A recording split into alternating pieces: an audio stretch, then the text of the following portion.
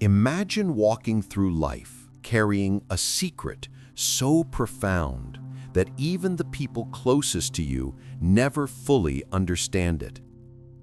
Imagine seeing the world not just as it is, but as it could be, as it should be, or as it might one day become. Now imagine holding that vision in silence. Because every time you try to share it, the world meets you with blank stares, quick misunderstandings, or polite indifference.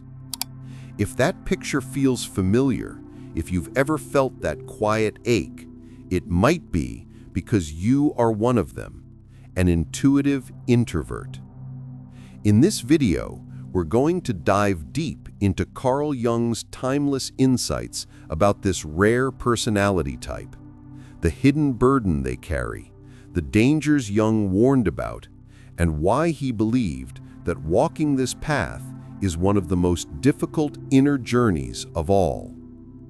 We'll explore the paradox of intuition, the risk of internal exile, and finally, the most powerful truth about being an intuitive introvert, one that Jung only ever hinted at but never stated outright. So stay with me until the end, because what you hear today might completely change the way you understand yourself and the quiet struggle you've always carried deep within. Before we begin, take a moment to subscribe, like this video, and share it with anyone you know who moves through life quietly but deeply. And if anything in this message resonates, drop a comment below, because this is more than just a video. It's a space for recognition, for connection, and maybe even for healing. So, let's start this journey inward. Carl Jung believed the human psyche is shaped by archetypes, those universal patterns of experience that live in the collective unconscious. But within this vast system, he also identified distinct personality types, and among them, one stands out for its rarity and complexity: the introverted intuitive. This type doesn't see the world through facts and concrete data. They see it through symbols, hidden connections, and underlying meanings. They don't just think, they perceive. While others chase validation and external achievement, the intuitive introvert listens to subtle whispers rising from the depths of the unconscious. But here's the curse. This inner world is so vast, so rich, and so far removed from ordinary reality that it becomes isolating. Jung warned that the introverted intuitive, if not understood and nurtured, can easily lose themselves in a labyrinth of inner images, possibilities, and metaphysical questions. He wrote that these people live in a world that is not of this world, and while they may carry something like a prophetic gift, they often feel alienated, not only from others, but even from themselves. So what does that look like in daily life? It feels like having conversations that drain you because they skim only the surface while your mind is craving depth. It feels like noticing patterns in people's behavior that no one else seems to see, then wondering if maybe you're just imagining things. It feels like being surrounded by people and still feeling completely alone, because nobody sees the quiet emptiness beneath your calm exterior. That's the curse of deep vision in a world that prefers surface-level clarity. And Jung didn't see this as just a personality quirk. He saw it as a spiritual and psychological crossroads. He believed the intuitive introvert walks dangerously close to something he called inflation. This is when the ego mistakenly identifies with the contents of the unconscious. In plain words, the intuitive introvert can start believing that their visions, their insights, their inner truths are not just true for them, but universally true. And this, Jung warned, is where the danger begins. Because when you mistake your private insight for absolute truth, you cut yourself off, not only from others, but from your own growth. Your mind becomes a mirror reflecting only itself. Feedback disappears. Relationships start to suffer. And before long, the intuitive introvert can find themselves trapped inside their own mythology, unable to come back to the shared human experience. So the very gift that allows them to see deeper becomes the wall that separates them from the world. But why does this happen? Why is it so hard for intuitive introverts to stay connected, not just to other people, but to reality itself? Because they are wired to look beneath the surface, beneath the spoken word, beneath social roles. While most people focus on what is, intuitive introverts are constantly sensing what could be. And that kind of perception doesn't always translate into practicality. It brings inspiration, yes, but also overwhelm, confusion, and self-doubt. You might feel torn between your inner calling and the demands of the outside world. You might feel like nobody else notices what you notice, that your insights are either too abstract or too uncomfortable for others to hear, that your truth is simply too much. So what do? You retreat. You protect your inner world. You create art. You journal. You dream. You think. But without realizing it, you also begin to disappear from relationships, from opportunities, even from yourself. Jung saw this as the shadow side of introverted intuition, and he believed that unless it's brought into balance, this function can lead to what he called psychic disintegration, a kind of internal unraveling where meaning collapses into chaos and depth becomes drowning. Have you ever felt like you were thinking so much, so deeply, that you ended up paralyzed? Have you ever found it easier to write your thoughts than to say them out loud?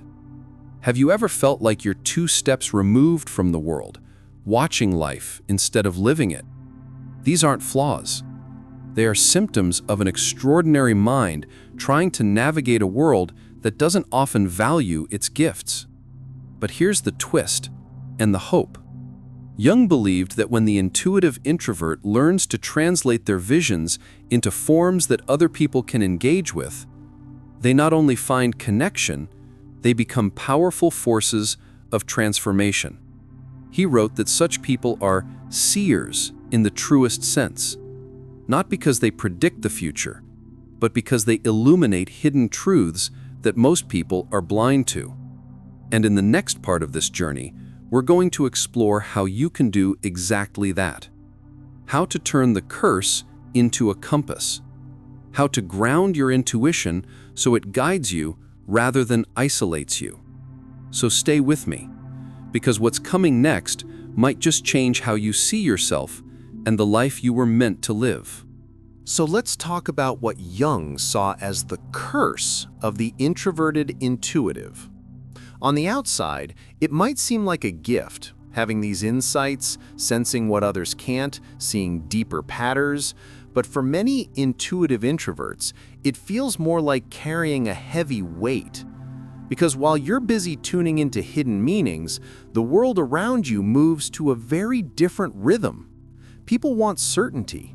They want things they can touch, measure, and see. And here you are, trying to explain a dream you had last night that somehow feels more real than today's headlines. Have you ever noticed how hard it is to make others get it? You try to explain the symbolic connection between 2 events, or how a story you read years ago suddenly feels like it's happening in your life now, and the response you get is often a blank stare, or worse, polite dismissal. That's the loneliness of this personality type. Not just being alone, but feeling like no one else speaks your language. And here's where the danger begins. When the world doesn't understand you, it's tempting to retreat deeper into your own vision, to say, fine, if no one gets me, I'll go inward and live in my own kingdom of ideas. On the surface, this can feel safe, even empowering.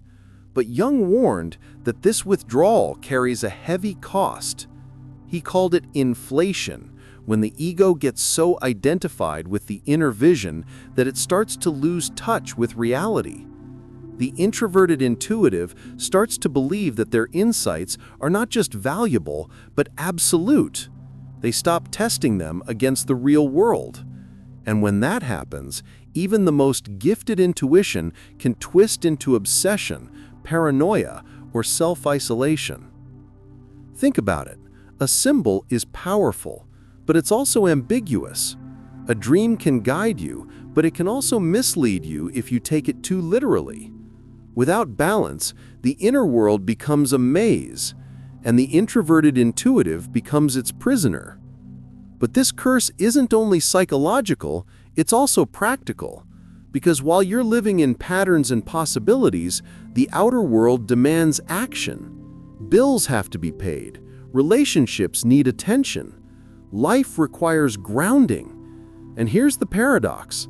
The very thing that makes you insightful, your ability to withdraw and see deeply, can also make it hard to fully live in the world. Jung saw this tension clearly. He noted that many introverted intuitives seem disconnected from ordinary life. They might appear aloof, vague, even strange to others. People may accuse them of being unrealistic or impractical. And while some of that criticism is unfair, there's also a kernel of truth. Without grounding, intuition floats away like smoke. This is where the shadow comes in. Every personality type has a shadow, those qualities we push aside, deny, or neglect. For the introverted intuitive, the shadow often shows up as being overly rigid, dismissive of facts, or strangely controlling. Why? Because when you live so much in vision, the concrete world feels threatening. And so, to protect yourself, you might become stubborn, rejecting any feedback that doesn't align with your inner map. But here's the thing, shadow isn't just the dark side of personality. It's also the doorway to growth. The very qualities you resist may be the ones you need most. For the introverted intuitive, that means learning to value the ordinary, the concrete, the here and now. It means balancing the vastness of inner vision with the grounding of outer life. And that's no easy task, because the pull of intuition is strong. It feels like the real world, while everything else feels shallow or distracting. But if you've ever felt stuck in endless reflection or lost in a fog of your own making, you already know why balance is necessary. Without it, you don't just lose touch with others, you lose touch with yourself. So what's the way forward? Jung believed that the introverted intuitive's task is not to abandon their gift, but to integrate it, to take the insights of the inner world and bring them into conversation with the outer one. That might mean grounding a vision in concrete steps. It might mean sharing your insights with others, even if only a few people truly understand. Or it might mean using your symbolic perception to guide art, teaching, or leadership. When you do that, when you bridge the inner and outer, you transform the curse into a calling. Because here's the hidden truth. The introverted intuitive doesn't just see for themselves, they see for the collective. Their visions, if balanced, can become maps that guide others through uncertainty. They can turn solitude into wisdom, symbols into stories, dreams into direction. But that transformation begins with a choice. The choice to resist inflation, the choice to face the shadow, the choice to keep one foot in the inner world and one foot in the outer world. It's not easy. In fact, it may be the hardest path of all, but it's also the path of individuation, the process of becoming whole. And for the introverted intuitive, that's the destiny Jung believed you cannot escape. So ask yourself, are you living in the labyrinth of your own visions, or are you building a bridge between what you see and how you live? Because the difference between curse and calling lies right there, in the way you choose to walk that inner path. We've talked about the gift. We've talked about the curse. Now let's talk about what it means to truly embrace the path of the introverted intuitive. Jung believed that every personality type carries within it a destiny, not a fixed fate, but a kind of calling, a unique task in the great unfolding of human life. And for the introverted intuitive, that destiny is to act as a seer. Not in the mystical sense of predicting the future, but in the psychological sense of pointing toward what others cannot yet see. Think about the role this plays in culture. Throughout history, many visionaries, prophets, artists, and innovators carried this same personality structure. They withdrew from the noise of the world, listened to the whispers of the unconscious, and returned with insights that shaped generations. From spiritual teachers to revolutionaries, from philosophers to poets, the introverted intuitive has often been the one who dared to map the unseen. But here's the paradox again. The very gift that allows them to serve the collective often makes it hard to feel at home in the collective. The more you see, the more misunderstood you may feel. And so the danger is to withdraw completely, to live only in your inner visions, never risking them in the outer world. That's why individuation, the process of integrating the whole self, is so critical. It's not about rejecting your nature, it's about refining it, about learning when to listen inward and when to act outward, about using your intuition not as an escape from life, but as a way to engage life more deeply. So what does this look like in practice? It might look like the artist who takes their inner images and transforms them into paintings that speak to thousands. It might look like the therapist who uses symbolic intuition to guide someone through their darkest night. It might look like the leader who senses the hidden forces shaping a community and charts a wiser course forward. In each case, the gift is the same, seeing beyond the obvious. And the task is the same, grounding that vision so others can follow. But let's be honest, this isn't an easy road. There will be times when you doubt your own insights, times when you feel isolated, times when the inner world feels overwhelming, even frightening. Jung knew this too. He called it the confrontation with the unconscious, the stage when visions and symbols press so strongly that they threaten to unmoor the psyche. Many who walk this path will wrestle with depression, anxiety, or existential doubt.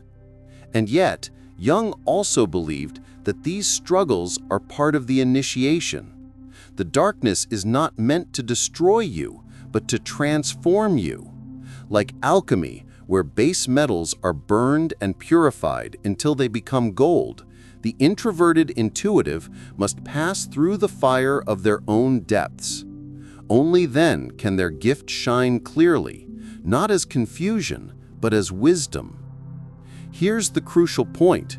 Your visions are not just for you, they are for the world. The map you carry may feel personal, but it's also collective. Every time you articulate an insight, create something symbolic, or simply embody your depth in the way you live, you give others permission to go deeper too. You show that there's more to life than surface appearances, that meaning runs beneath it all, waiting to be seen. So the real question is, will you keep your map hidden, or will you risk sharing it? Will you let your gift shrink into isolation, or will you let it expand into a calling? Because the curse of the introverted intuitive is to drown in the labyrinth of their own mind. But the calling is to turn that labyrinth into a lighthouse, for themselves and for others. And maybe that's the message you most need to hear today, that the very qualities that make you feel out of place, your depth, your visions, your sense of patterns others can't see, are not flaws. They're signals. They're reminders of the role you're here to play. So don't abandon your gift. Don't let it wither in silence. Learn to ground it, to balance it, to share it. Because in a world drowning in noise and distraction, the seer, the visionary, the introverted intuitive is more needed than ever. And if you're listening to this, maybe that's not an accident. Maybe it's a reminder, a nudge, a call. Not to escape the world, but to engage it. Not to hoard your vision, but to embody it. Not to hide in the fog, but to become the light that guides others through it. That, in the end, is the destiny Jung saw. And the choice is yours: curse or calling, labyrinth or lighthouse. Which path will you walk?